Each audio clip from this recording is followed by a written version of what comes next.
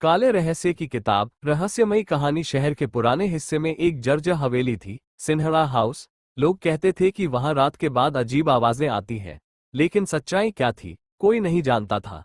एक दिन आरव, जो पेशे से लाइब्रेरियन था और रहस्यों का शौकीन, उस हवेली में पहुंचा। वहां उसकी नजर एक धूल भरी मेज पर पड़ी, जिस पर एक मोटी काली किताब रखी थी।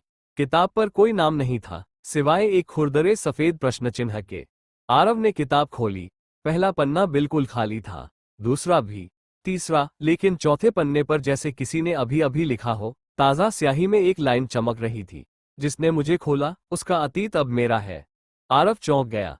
उसने किताब को बंद करना चाहा, लेकिन किताब उसके हाथों से नहीं छूटी, जैसे किसी अदृश्य पकड़ ने उसे जकड़ लिया हो। अचानक कमरे का दरवाजा अपने आप बंद हो गया। खिड़कियां थरथराईं और हवा में एक धीमी, फुसफुसाती आवाज गूंजी, आरव, तुमने देर कर दी। किताब के पन्ने तेजी से पलटने लगे। हर पन्ने पर कुछ नए शब्द उभरते जा रहे थे। आरव के बचपन से अब तक की बातें, वो बातें भी जिन्हें उसने कभी किसी को नहीं बताई। लेकिन फिर पन्ने अचानक रुक गए। एक नया वाक्य उभरा। अब अगला रहस्य किसी और का नहीं, तुम्हारा होगा। लाइट झपकी और पूरा कमरा अंधेरे में डूब गया। जब रोशनी लौटी, आरव गायब था। सिर्फ वो काली किताब मेज पर पड़ी थी, जिसके आखिरी पन्ने पर नया नाम चमक रहा था, आरव मलिक, समाप्त। और नीचे एक खाली जगह, जिसे भरने के लिए शायद कोई अगला जिज्ञासु आने वाला था।